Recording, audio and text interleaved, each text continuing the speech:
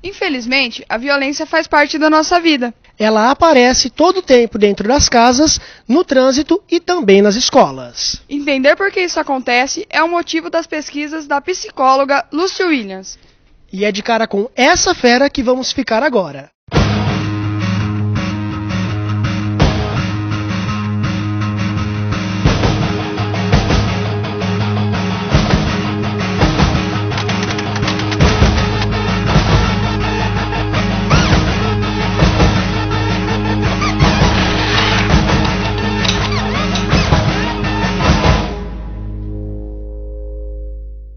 Olá, Lúcia. Na verdade, a primeira pergunta que me vem na cabeça é se existe um motivo que se repete entre os casos de violência que vemos todos os dias.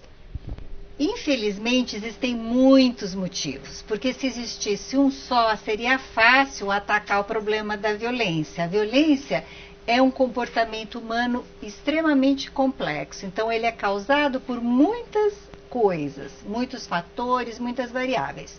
Agora, o fato de ele ser complexo não significa que não tenha solução e que a gente desconheça as causas. Então, é só mais trabalho a ser feito para o pesquisador, para o cientista e para aquelas pessoas que estão engajadas na luta contra a violência. A escola é cenário de violência também, não é? Às vezes, assim, nós vemos colegas que se xingam, que se batem com socos e pontapés e brincadeiras cheias de preconceito. Você acha que a escola está preparada para resolver essas questões, esses problemas que tem dentro da sala de aula?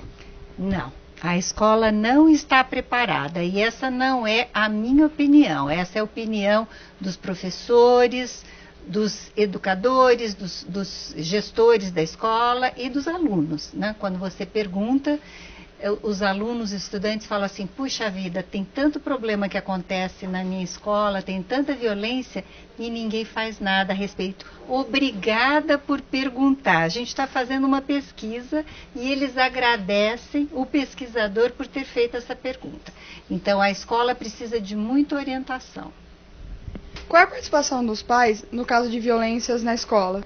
Muito da violência que ocorre na escola é decorrência da violência que a criança sofre em casa. As nossas famílias no Brasil são extremamente violentas. Nós temos pesquisas mostrando que até 85% das crianças apanham dos pais em casa, né? Isso em São Carlos, nas escolas públicas. Então, existem tipos diferentes de agressões físicas, mas algumas dessas surras provocam muito dano, né? Seja físico, em termos de hematomas, seja psicológico, a pessoa sentir que ela não vale nada, que ela foi humilhada, a autoestima ir lá para baixo.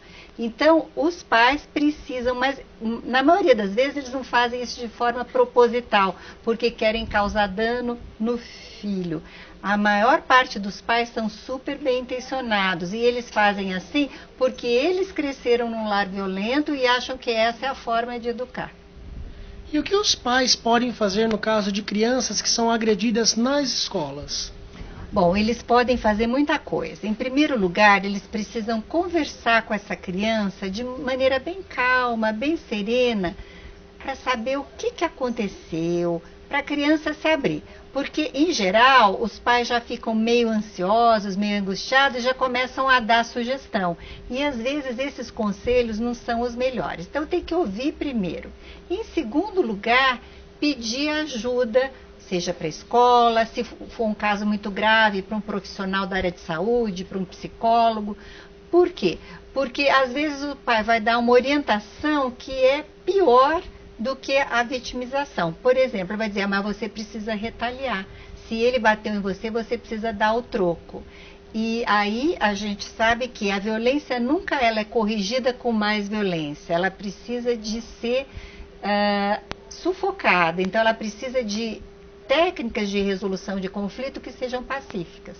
E isso é complicado para o pai ensinar se ele não é um especialista.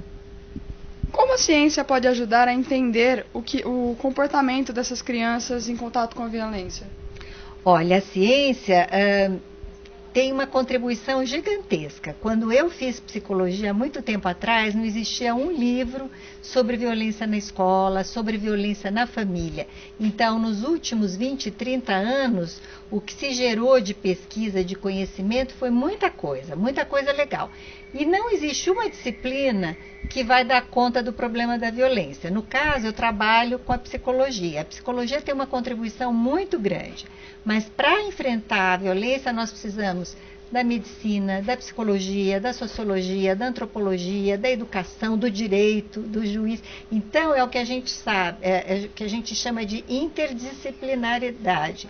Muitas profissões científicas trabalhando para enfrentar o problema. Lúcia, hoje em dia assim, nós ouvimos falar bastante em bullying. O que é bullying? Tá certa a expressão? Infelizmente está certo, porque não existe assim um termo em português que seja equivalente. O termo mais próximo é intimidação por pares. Por que pares? Porque o bullying ocorre entre pessoas da mesma turma. Por exemplo, não pode haver bullying de um adulto para uma criança, de um adulto para um adolescente. Só ocorre bullying entre adultos e entre crianças e entre adolescentes, né? É aquela violência repetitiva e crônica, né, de uma pessoa que se considera superior, seja porque é fisicamente superior ou ele tem mais força, ele tem mais poder, daquela pessoa que é geralmente mais fraca, porque ela é mais tímida, mais acanhada, mais fraquinha.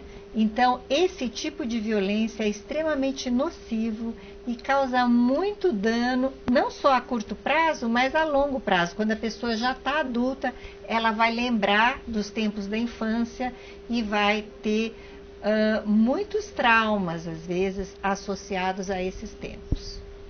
Dizem que a escola mudou muito durante os anos, ao decorrer dos anos. Isso é resultado da mudança da sociedade?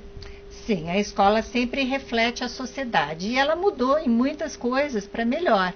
Antigamente a escola era profundamente elitista, então só pouquíssimas pessoas no Brasil estudavam. Hoje, 98% das crianças brasileiras estão na escola. Então, isso é um grande desafio para a escola, porque a escola precisa atender aquelas pessoas que estão excluídas da sociedade, que vêm de bairros violentos, que os pais às vezes têm problemas psiquiátricos, que os pais usam álcool e droga.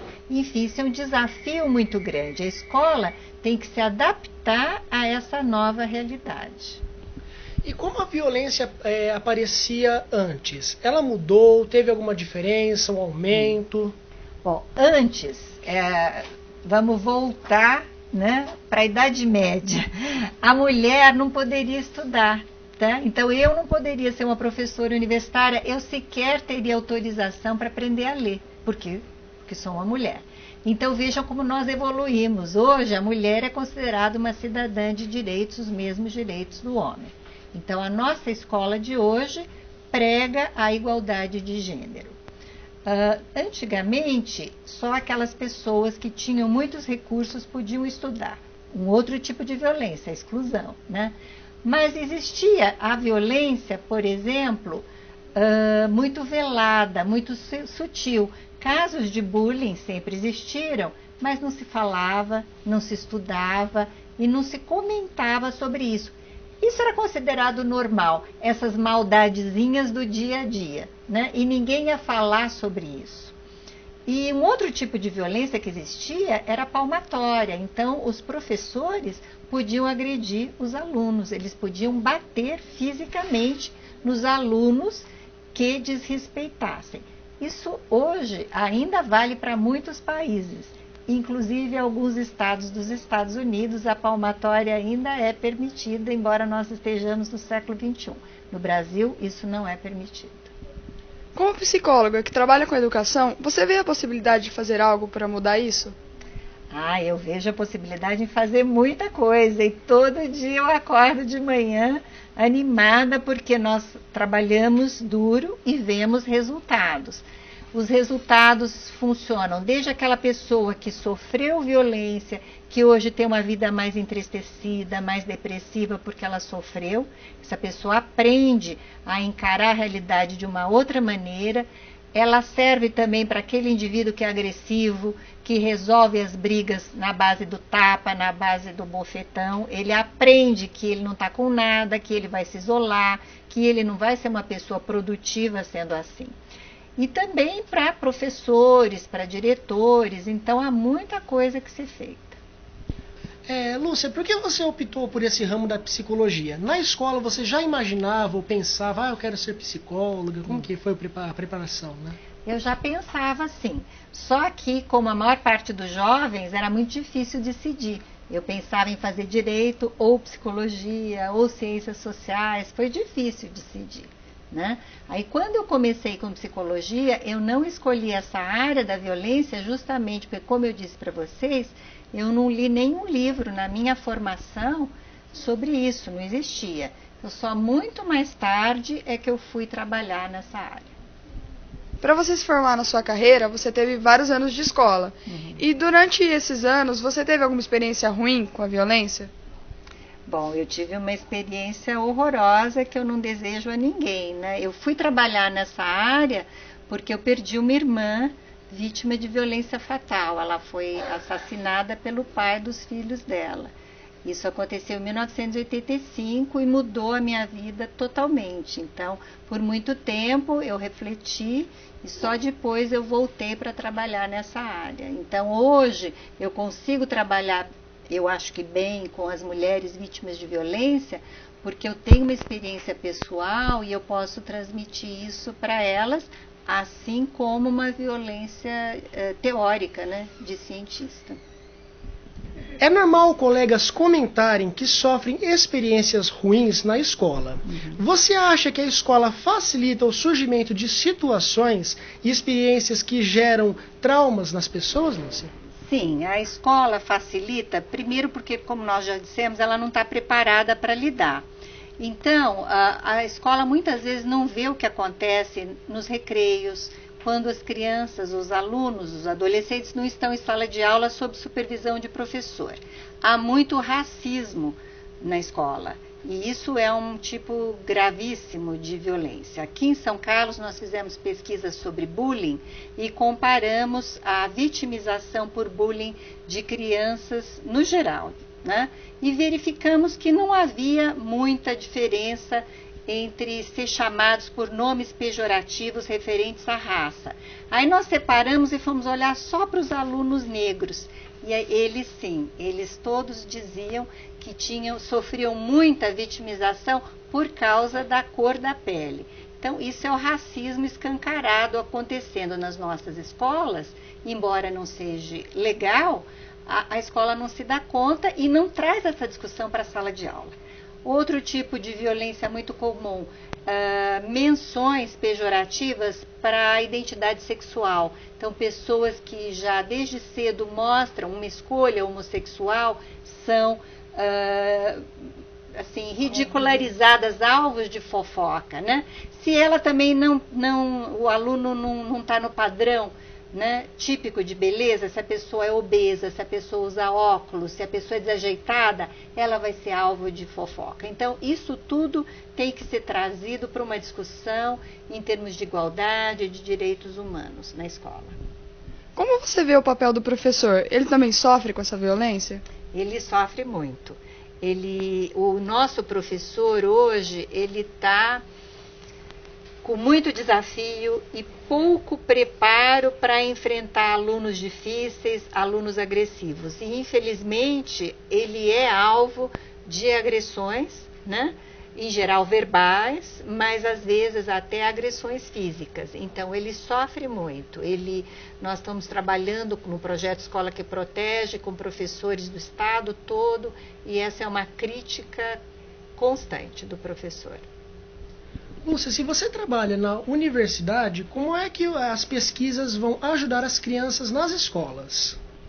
Bom, nós trabalhamos na universidade, mas a nossa pesquisa é feita na comunidade. Não só pesquisa, como intervenção, porque Nós fazemos um tipo de pesquisa para conhecer e também nós fazemos um outro tipo de pesquisa que põe a mão na massa, vai lá, senta junto e tenta resolver. Então, só para dar um exemplo, eu tenho uma aluna fazendo tese de doutorado, que é a Ana Karina Estelco Pereira. Ela está trabalhando com 2 escolas da cidade de Araci, capacitando os professores para enfrentar a violência na escola. Então, nesse momento, ela deve estar lá trabalhando com os professores para fazer isso. Então, é uma pesquisa-ação. A gente vai para a comunidade e trabalha junto. Você trabalha com estudantes de universidade também. E como que está a violência nas universidades? Nós não temos muita pesquisa sobre isso. A gente até hoje não fez esse levantamento, mas existe. Nós já tivemos alunos que sofreram violência sexual e vêm procurar. Muita violência decorrente de bebidas, né, numa festa. Então, existe. E a universidade também não fala muito sobre isso, né? E às vezes até aquela violência auto-infligida. O que é isso? Há casos de alunos que se suicidam. E o suicídio é um problema que pode ser prevenido e também não há muito trabalho de prevenção de suicídio na universidade. Então a universidade precisa chegar lá, ela precisa, embora ela não tenha o problema grave de violência que as escolas secundárias e primárias têm, ela precisa enfrentar esse problema também. Lúcia, na sua opinião, você acha que algum dia a violência vai acabar no país? Eu acho que sim. Só que eu acho que eu não vou estar viva. Talvez você também não, eu não sei, vai demorar. Mas um dia a violência será como, por exemplo, vou dar um exemplo, a poliomielite. Quer dizer, não tinha cura e as crianças morriam disso. Hoje se sabe que a cura, só que era um problema restrito à medicina. A violência envolve todas essas áreas, então por isso é que vai demorar. Porque não basta uma área trabalhar, precisamos que a sociedade inteira se mobilize. Mas um dia nós teremos crianças, né? Eu acredito na evolução, né? Nós teremos crianças que não vão sofrer violência e serão indivíduos mais felizes, mais produtivos, né? De cabeça boa, sem ter depressão, sem ter problemas com agressividade, etc. e tudo. Na sua opinião, a educação pode ajudar de alguma forma? Totalmente. A educação é a chave de ouro para se fazer prevenção da violência. Bom, Lúcia, muito obrigado pela entrevista. O prazer foi meu. Gostei muito de saber um pouco mais sobre a violência, afinal eu ainda estudo. Muito obrigado mesmo. E até o próximo De Cara com Feras.